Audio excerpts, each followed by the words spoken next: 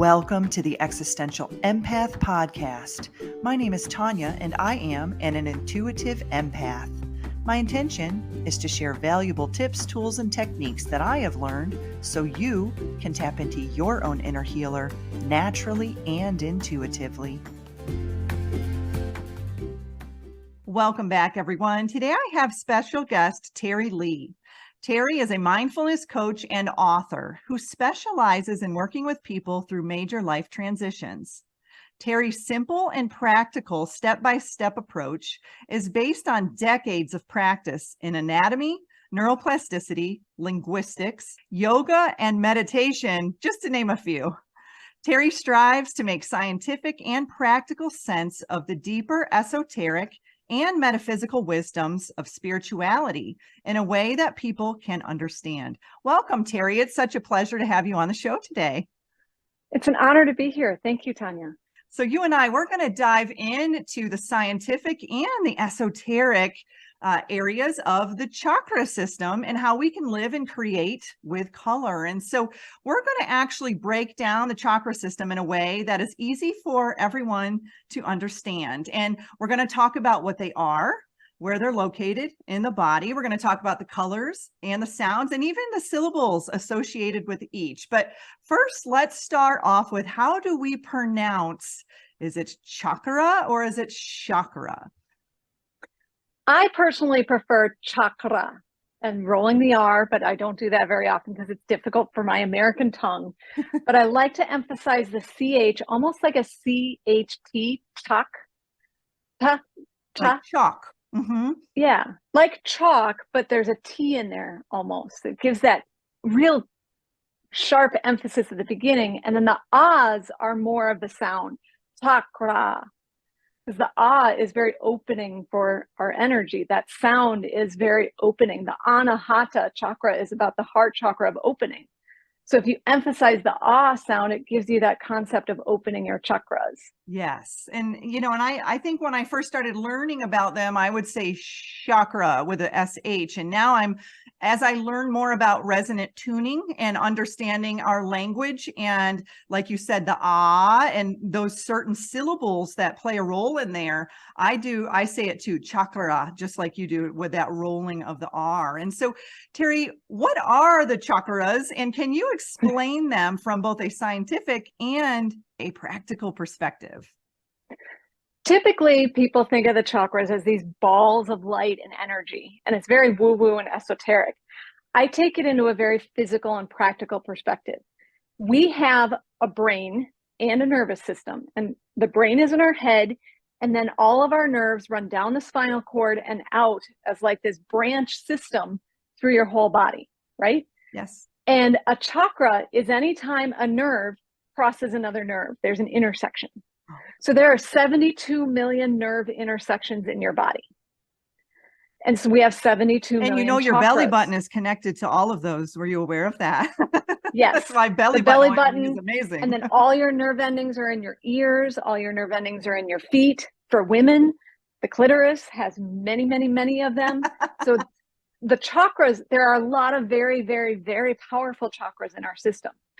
So when we speak of the 7 major chakras, those are the 7 greater intersections along your spinal cord from your brain down to your tailbone.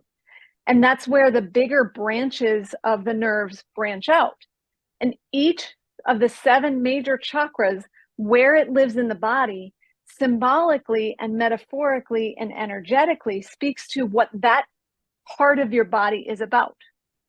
So your root chakra is at the base of your spine, and it branches down your feet to your feet. Well, your legs and your feet are your support system. So your root chakra governs your support.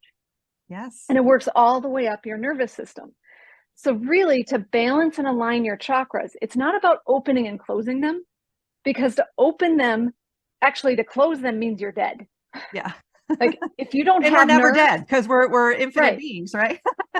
Even if we are like paralyzed from a certain part of our body down, there's still energy, there's still prana, there's still oxygen and life force and molecules and atoms running through those nerves to keep those body parts alive. We just don't have the sensation for them. So to close a chakra is really to mean that we don't have that prana moving.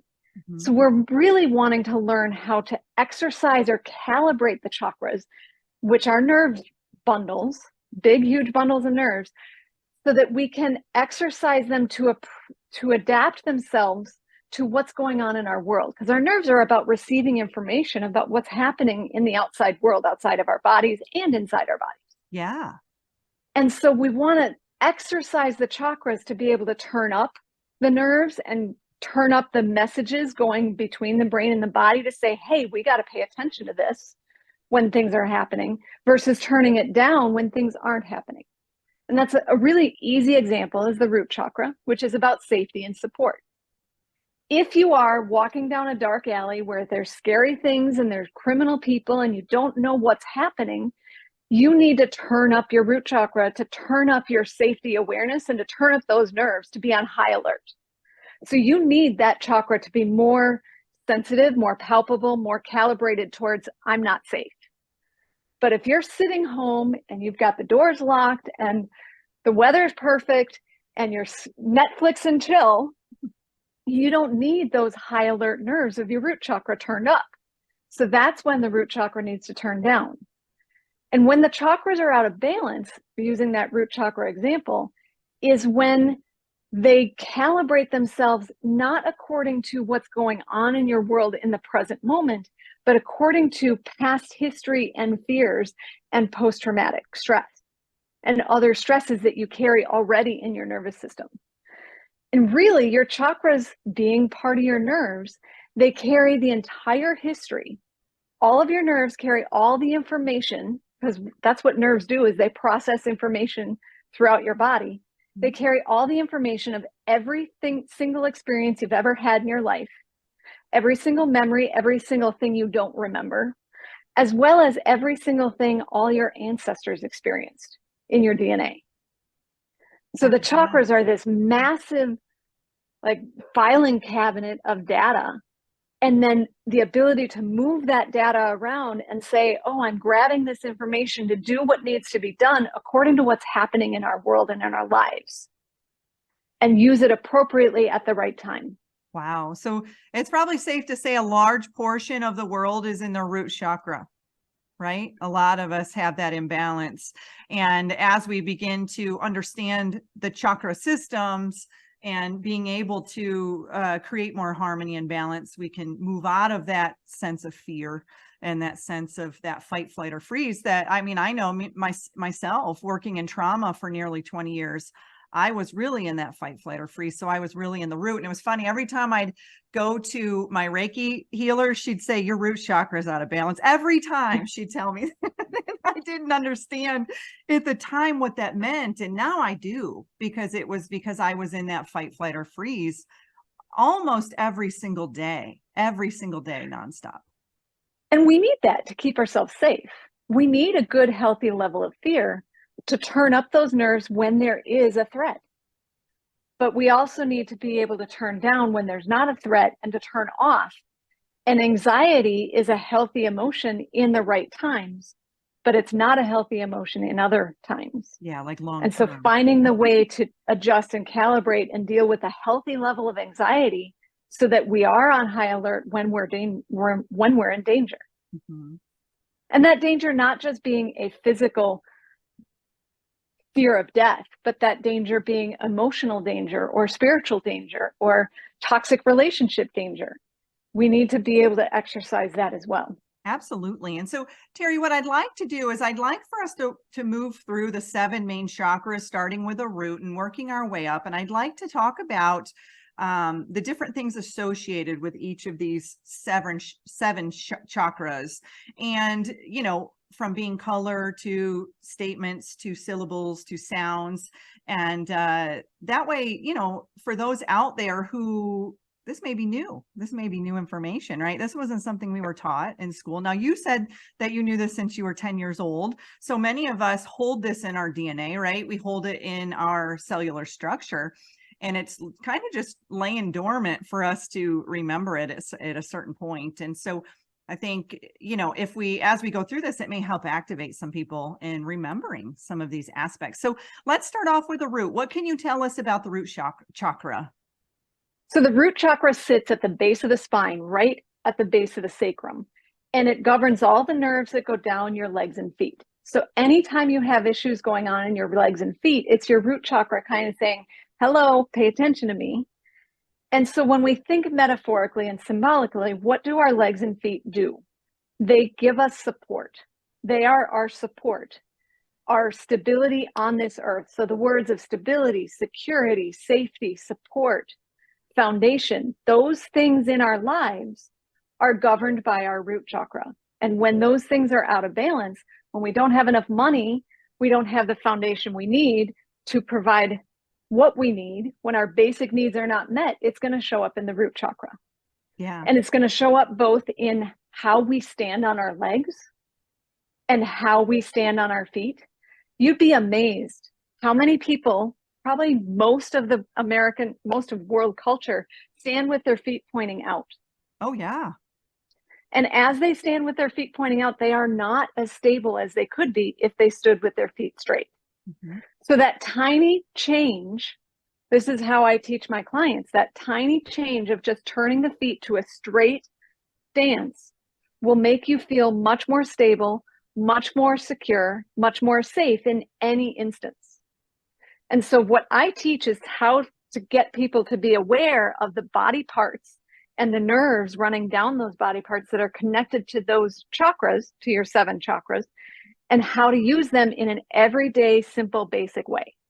Yeah. And that's something that, I learned in yoga, that mountain pose, just pulling your feet in and creating that stability and that balance. And, I never really thought about that, just that simple shift from moving your feet to that, and I played basketball in my, college years, and there was a lot of ways that they would teach us to hold stable, and it was always your feet were square. Your feet were square. So that's really neat that you can apply that. And so what, I can kind of chime in literally on some of the sound frequencies associated with the root chakra. So when you are chanting, Lam is what is associated with the root, and the solfeggio frequency is 396 hertz.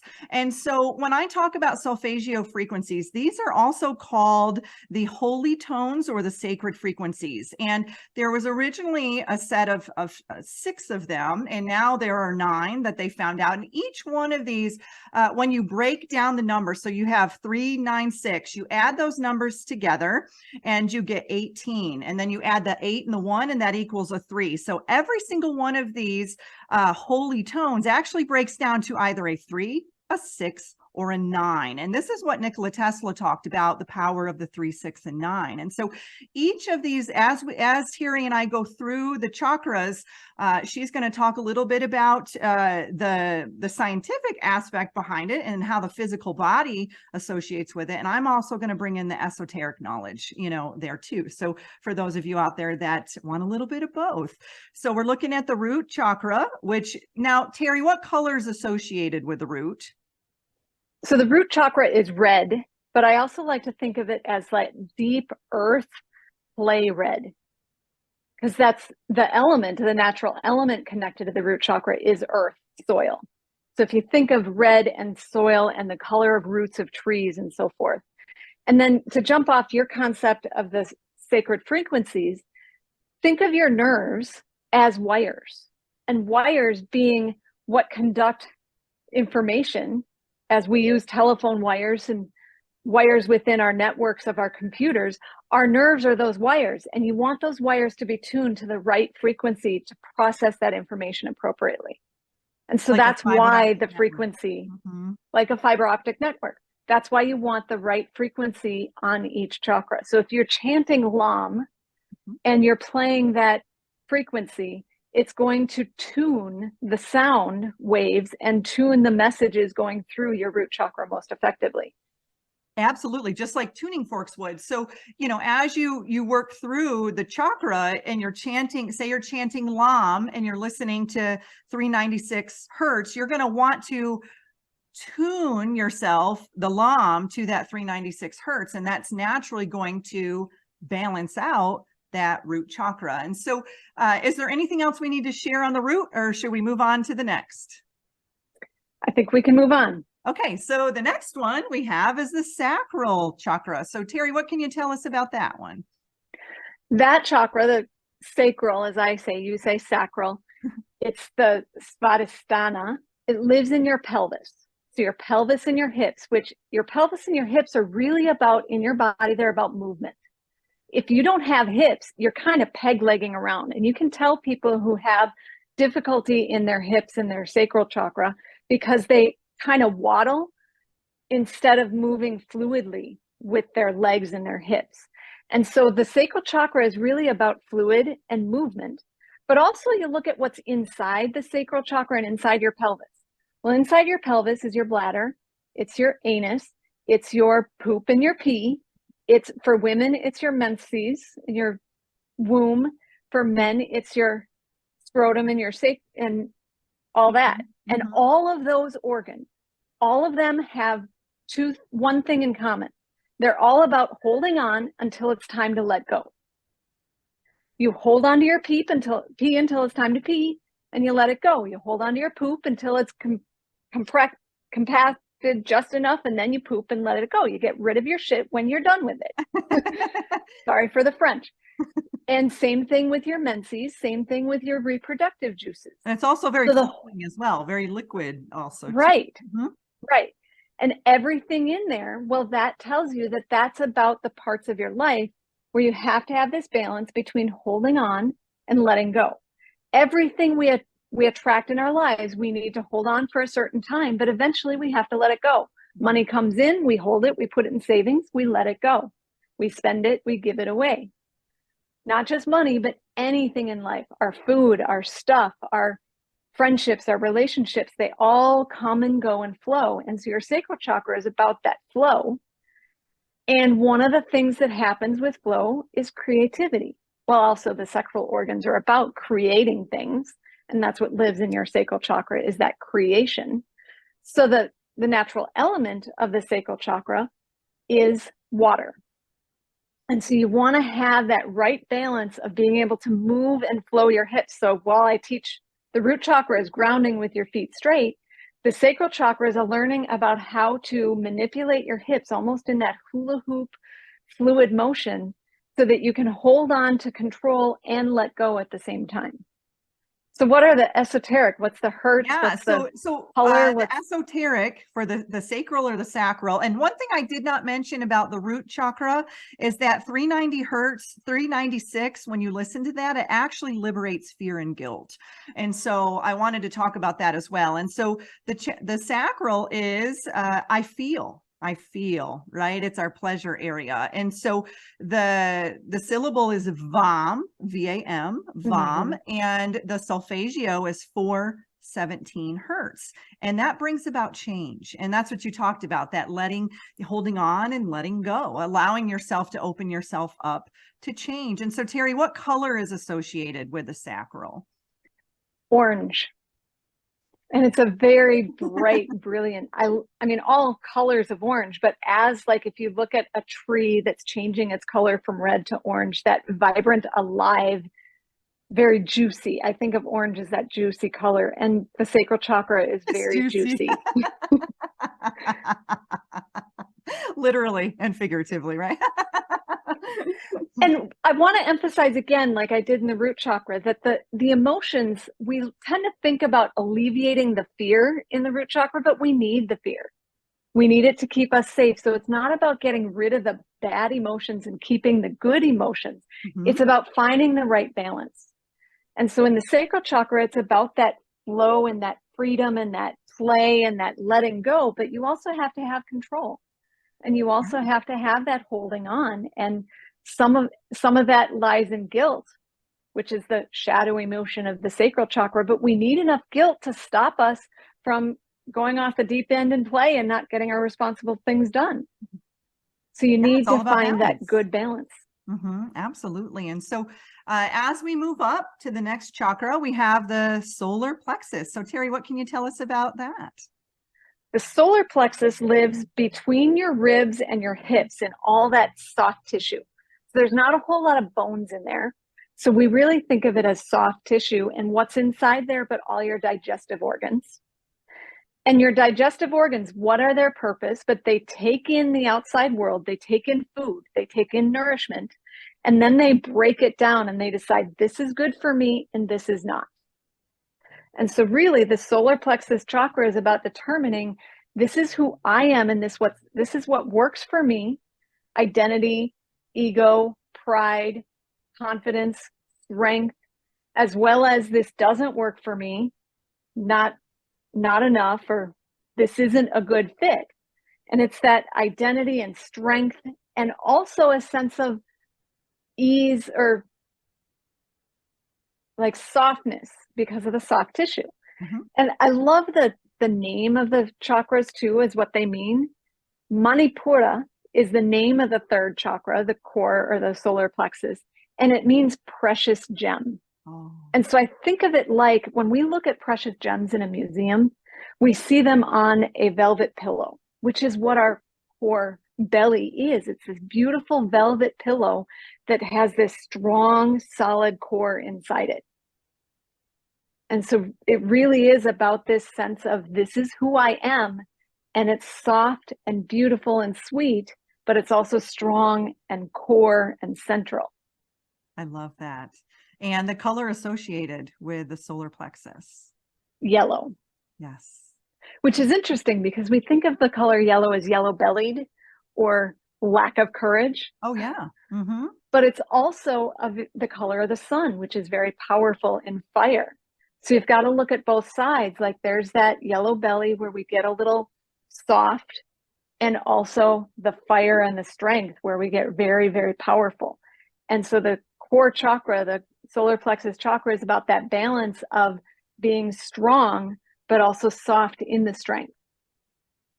You don't want to be a bully. You don't want to be too strong where you're overpowering everything, but you don't also want to be vulnerable and weak all the time. So you find that middle balance of the soft strength. Absolutely. And I love that color. I love the sacral to the solar plexus, just that transition of that orange to that yellow. I'm very guided to that oftentimes. And so the solar plexus, we're looking at I do or I act. Those are the terms for the solar plexus. And the syllable is Ram, R-A-M. And the solfeggio frequency is 528 hertz, which leads into transformations and miracles. And so it's a very powerful, now 528 hertz is the universal frequency. That is the frequency that resonates through the entire, now all of these do, but 528 hertz is the one frequency that is the most powerful in all of the universe. And so it's very interesting that it's associated. Most would associate it with the heart, but actually when you're looking at it from the chakras, it's associated with that solar plexus and in between the heart. And so as we're moving on, now we are moving up to the heart chakra. So Teri, what can you tell us? I want to jump in and say this, that the natural element of the core solar plexus chakra is fire. And fire is true transformation and power. We just saw that in Maui. Like fire makes things change and it makes things happen. So, and the sun is fire. It does. And I feel that because I'm an Aries sun sign and I'm a fire. So I think that's probably why I am guided to the solar plexus so much. And just that, like I said, you know, I was telling you before we started recording, I'm in the Spokane, Washington area. We've had a lot of fires. We were probably the worst air quality over the last 3 days in the world. I mean, it was terrible, but it's beautiful because it's raining right now. And so it really brought in this beautiful shift. And the weather too, it's been in the hundreds and now today it's 60. It feels beautiful. And so, you know, like we talked about, just that transformation that takes place. And so as we move up, now we move into the heart. So what can you tell us about the heart, Teri? The heart chakra encompasses all the nerves that move from what's behind your ribs and connected to your ribs. So it's your arms, your hands, your elbows, your wrists, your shoulders, but also your heart and lungs. And what do your heart and lungs do all day long? But they give out and take in and give out and take in. And that's really what the heart chakra is about. It's about giving and receiving. if you give too much, you get to be taken advantage of and you lose too much of your power that way. And if you take too much, you get to be too much of a money grubber and a life taker. And that doesn't create balance either. But what do we do with our arms? But we take in and we give away. And so the whole essence of the heart chakra is about finding that balance of what do I give and what do I receive. And if you really think about breath, what we do is we breathe all day long, and every atom of oxygen, every atom of breath we take in, we also give out. Heart chakra really is about that connection. And really the definition of love is I give and I take from you equally. Mm-hmm. Yeah, and the color is green. The mycelium for mushrooms and trees. It's like this, like you talked about the nervous system and how it branches out and it connects. It's like you have all these different looking mushrooms, but they're all connected by the mycelium, and so it's just a really beautiful way how the universe fractalizes from the microcosm to the macrocosm and vice versa, and so so what are the colors associated with the heart chakra? So the color of the heart chakra is green, which is also the color of photosynthesis. When we breathe, we're breathing what the trees are breathing out, and the trees are breathing in what we breathe out. So green is really that color of lush life connection. And the element connected to the heart chakra is air. And so if you learn how to hold your chest and how to open your chest and arms in a way that you get the fullest expression of your ribs and your lungs to take in that green, fresh oxygen from the photosynthesis of all life force on the planet, you really are coming to that connection of full oneness and full unity with everything on the planet. Absolutely. But it's a practice to really learn how to align your posture in the right way to get the fullest breath possible throughout your whole day. And so often we go through life and we forget to breathe. We do. And I've even done shows on this that many of us haven't even been taught how to breathe correctly, and we shallow breathe throughout the day. And we don't know how our posture impacts our breathing. Mm-hmm. And how you can shift your energy just by changing how you hold your body. Yeah. And that's so important. And so when we're talking about the heart chakra, I love, obviously, is the statement. And the syllable is yam, Y-A-M, like yam, but it's pronounced yam. And the solfeggio is 639 hertz, which heals connections. So it heals all of our connections, whether that's with people or finances or whatever connections it is, it heals those deeper connections. Yeah. And so, which is what the heart chakra is. It's absolutely connecting with all elements within the universe. Yes. And it's very powerful. And so as we're moving on up to the throat chakra now, and this is an area that I notice oftentimes when I'm working with people, I can immediately sense the imbalance or the balance within the throat chakra. And so, Teri, what can you tell us about the throat?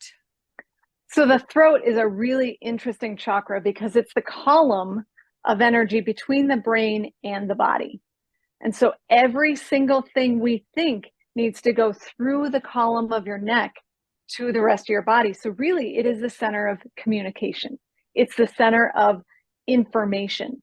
And the element there is mineral, which is what we communicate with, wires and stone and so forth. And we are only exposed mineral in our body as our teeth, which is partially connected to our throat chakra. And the throat chakra is not just about expression, like giving information out, but it's also about taking information in. So it's that really delicate balance between listening and speaking. Yes. And also that balance between processing all that information and being very clear and honest about it. So Vishuddha is the name of the throat chakra, and it means honest purity. Ooh. So it really means truth with a capital T. Like this is the clearest, purest, most honest truth. Well, truth is always colored by all the experiences that we've had, and our chakras are carrying all those experiences. So the truths we experience in life, the truths we hold in our throat chakra are ever growing. What happens with people that I see very often is we are so busy living life in front of us, that we bring our heads forward and we put our noses where they don't belong, and then we're dropping our heads to look at our phones, and that's all kinking the hose and kinking and folding the wires in our throat chakra. And if our throat chakra is a bunch of nerves in this big column, and you bend that column, it's going to cross those wires and confuse the communication. Absolutely. So the best way to really, one of the best ways to really clear and balance the throat chakra is to align your head and neck. Mm-hmm. By really putting the head over your column of your neck in great alignment with the rest of the spine. And you can hear it just as I'm speaking now. If I drop my chin and pull my head in alignment, you can hear my voice deepen and get more resonant. But if I start to put my nose forward, put it where it doesn't belong, stick my chin out a little bit too much, my voice gets tinny and wiry, and it doesn't have as much power. Mm-hmm. So just the cell phone world of people looking down is folding your computer and compressing too, right? our ability to communicate and express and to listen and to receive. And so we're looking for that balance of how to listen and receive information, how to process that information for ourselves, and then how to communicate that out to the world. Yeah, because you'll often see that, I can tell if someone has an overactive throat chakra, they're talking a lot and not listening and not processing, versus an underactive where they're listening too much and holding their tongue, literally holding their tongue, and not allowing that energy to properly flow through that area. And so, Teri, what color is associated with the throat? Blue. Blue. And so, and you said mineral was the element. And so as we're looking at the throat, the words are I speak or I talk. And the syllable is ham, H-A-M, like ham, but pronounced ham. And the solfeggio is 741 hertz, which leads into self-expression, which is what you just explained. And so is there anything else about the throat that we need to talk about? I think I do want to emphasize that the throat isn't just the throat, but it's the lower jaw and your lower ears. So it does encompass the listening. Mm-hmm. And it's the back of your tongue and the back of your throat. So it's not just this part of your body, but it's actually from here down to your collarbone. Yeah. So the collarbone up to the lower ears. Yeah. Because I think for me, I grew up in a family where I had to fight to be heard. I had to speak above others. And I could definitely tell over the years, my hearing started to go bad. I couldn't hear as well. Well, once I started to balance out the throat chakra, I noticed that my clairaudience kicked in and I can now really hear things. And so I was very imbalanced in that area. And I think many are. If you've got thyroid concerns, there's a lot going on, in the throat area. So as we move on up, we're moving up to the third eye. So Teri, what can you tell us about the third eye chakra? I love teaching the third eye chakra because it's the way I teach it is I've never heard anyone else explain it this way. The third eye encompasses all 5 of your senses. So it's your eyes, your nose, your mouth, your ears, and your skin. And of course, it's your skin of your whole body as well. But where do all of your 5 senses merge but in your sinuses? And people talk about the pineal gland and all that kind of stuff inside as your third eye chakra. But if you look at all 5 of your senses merge in your sinuses, and your sinuses are a whole bunch of caverns behind your face. So really the third eye is your whole face, and those caverns behind them where it all merges is your 6th sense. But it's not a 6th sense. It's all 5 senses working together as one. So it's your 5 senses merging because they all merge in that sinus cavity. And so the first thing I say to people when they ask me, I'm all stuffed up. It's interesting. My light's flickering as we're talking about third eye. Your third eye is woo. Yeah. I think I'll just unplug it. So the 5 senses merging as one, and people ask me like, why am I so stuffed up? Well, your senses stuffed up is because you're receiving so much input into your 5 senses that your 5 senses can't process it fast enough, and it doesn't like what it's receiving. And it's not able to tap into the intuitive wisdom of all the senses working together.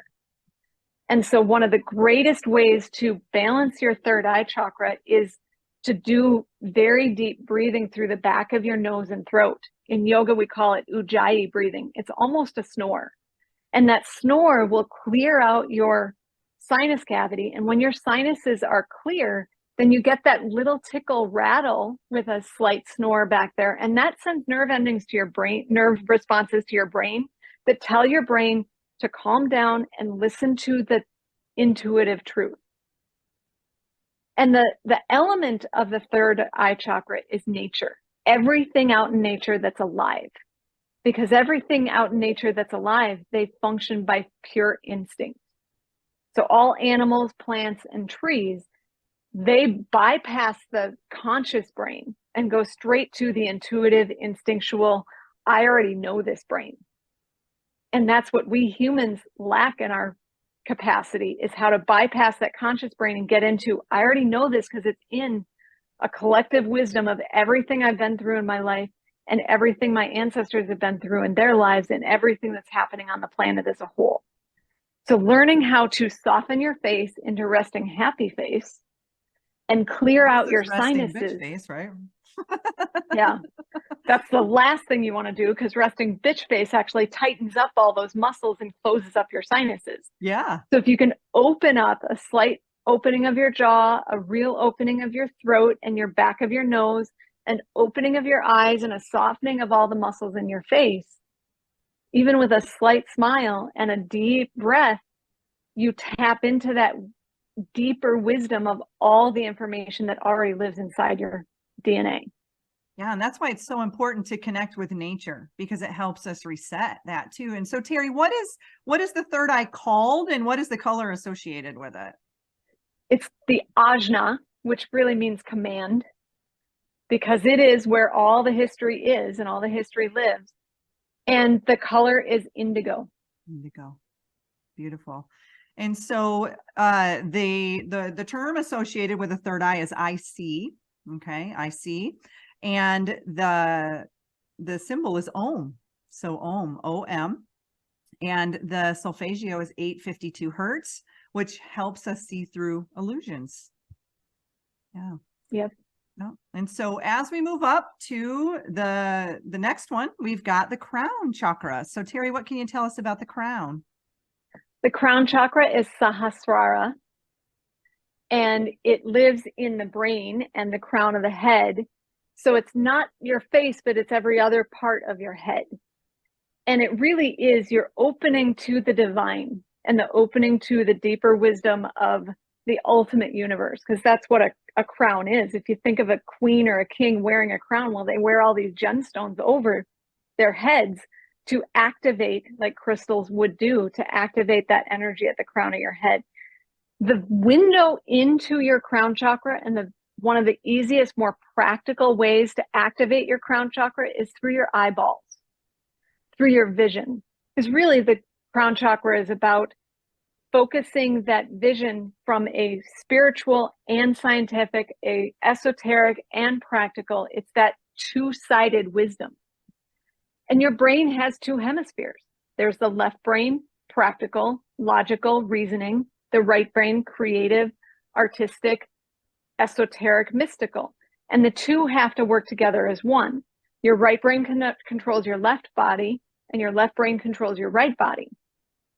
So there's two ways to activate and balance that crown chakra, which is balancing the esoteric with the scientific, the practical with the magical, and finding that we can live in both the spiritual and the mundane.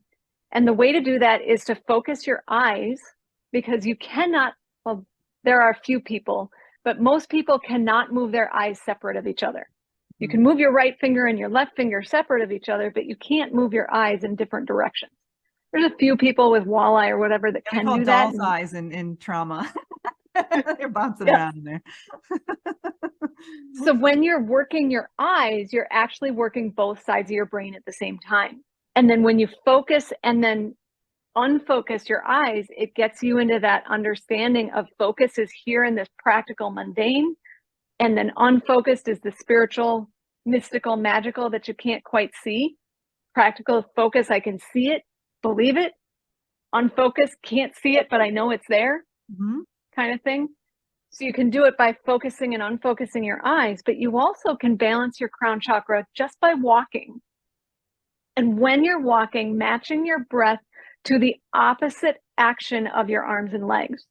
Your right arm and your left leg forward, your left arm and your right leg forward, because you're using both body parts, both sides of your brain at the same time, opposite each other. And Yeah. so that breathing with the cross body momentum can get both sides of your brain working together, especially if you're out in nature Mhm. and you're looking at nature in the awe and the glory of this is magical, this is mystical, it's also very practical and mundane. It is, and that's natural for us to walk, right? That's something that's very ingrained in us. I know another technique that I learned from Donna Eden is you just kind of stand still, lift one knee up, like say you lift your left knee up, take your right hand and put it over, and then do the opposite on each side. And really, like you said, what you're doing is you're just crossing over those different hemispheres of the brain. And so, Yep. yeah. And so what colors associated with the crown chakra, Teri? Some people say violet and some people say white. I kind of see it as this magical opalesque that when I see people's crown chakras, it's all different colors. Yeah, Like I an see that opal too, kind of like almost changes. like an angel aura quartz, almost, if you know what those look like, just a very beautiful, Yeah. translucent, colored. Yeah, I see that too. And so the words associated with the crown are I understand, and the syllable is Aum, A-U-M, okay, similar to Om, but Aum, a little different.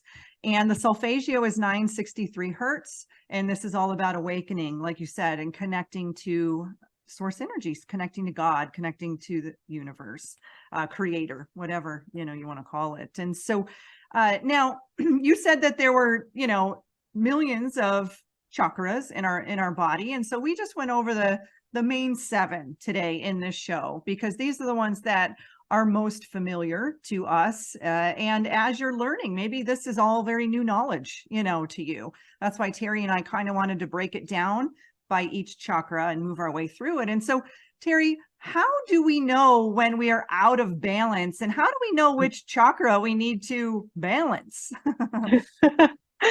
Call me and I'll give you a reading. Yeah, because it's a little more complicated, right? Chances are when we're out of balance, we don't know it. It's when we come back to balance, we start to recognize, oh my gosh, I was way out of balance. Or you're way out, you're way out of balance because things are off the rails, crazy in your life. And it can show up as a physical ailment in your body. It can show up as a mood or an emotion. It can show up as things just not working right in your world.